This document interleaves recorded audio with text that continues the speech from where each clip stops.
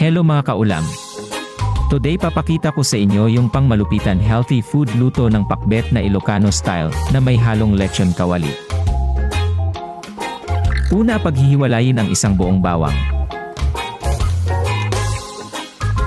at balatan. At hiwain na ang mga nabalatan na bawang. Isunod ang sibuyas na balatan at hiwain. At dumating na ang makulit kong anak, hahaha.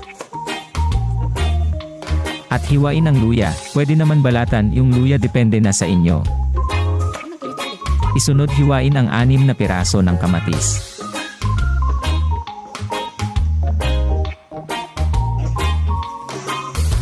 Isunod ang lechon kawali na hiwain. Habang hinihiwa ko nga yung lechon kawali, parang gusto ko nang kainin, hahaha.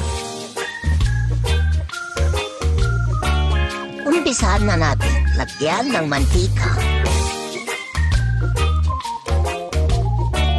Gay ang bawang. At haluin mo na. Tapos isunod ang sibuyas. Pag medyo brown na ang bawang, ilagay ang luya. Tapos haluin lang muna saglit. At isunod na ang kamatis.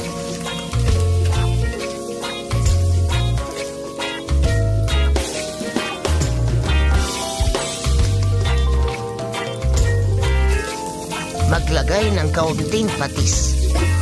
At imekos-mekos lang muna hanggang lumabas ang katas ng kamatis. Pag lumabas na ang katas ng kamatis, ilagay na ang lechon kawali. Maglagay ng 2 basong toy pag lumabas ng mantika ng lechon kawali at pakuluin. Lagay ang mga gulay. Lagyan ulit ng patis, magic sarap at pork nor cubes. Halo-haloin lang muna saglit. Tapos takpan. At pantayin kumulo ng 10 minuto at ito ay luto na. Ang mga gulay na gamit ko na sangkap ay sitaw, okra, talong, patola at ampalaya.